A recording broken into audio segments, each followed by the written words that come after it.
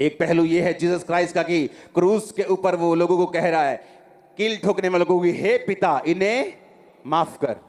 लेकिन वो दूसरा पहलू जो 70 एडी में यरूशलेम के ऊपर अटैक हुआ, आराधनालय तोड़कर बनाकर 3600 लोगों को मारकर कत्ल कर दिया गया, वो पहलू किसी को पता नहीं। हालेलुया। वो जीसस ने अपना काम किया, परमेश्वर ने अपना काम किया। आप माफ करेंगे, आप अपना काम कर रहे हैं। परमेश्वर बदला लेंगे, वो अपना काम कर रहे हैं।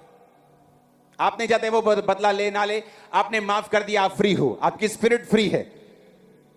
आपको मालूम है आप खुदा का काम कर रहे हो, अपने बाप का काम कर रहे हो। कहीं आएंगे कहीं जाएंगे, आप अपना काम कंटिन्यू रखो। The show must go on. आमीन। परमेश्वर अपने आप पकड़ लेगा।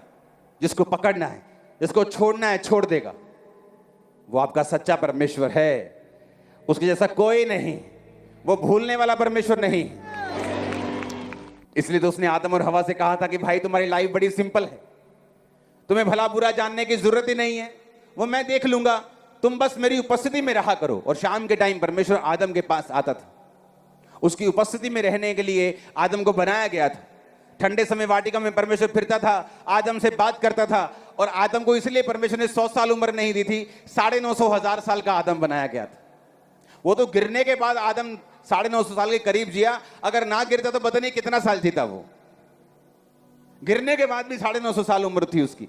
पता नहीं अगर ना गिरता तो पता नहीं 10,000 साल का आदम होता। हालेलुया। क्योंकि परमेश्वर नहीं चाहता कि आदम की उम्र थोड़ी हो, क्योंकि परमेश्वर जिसके साथ समय बिताना चाहता था उसकी लंबी उम्र को देखना चाहता था। एक लॉन्ग टाइम परमेश्वर उसको देना चाहता था। और किस काम के लिए आप बनाए गए हो? परमेश्वर से समय बिताने के लिए।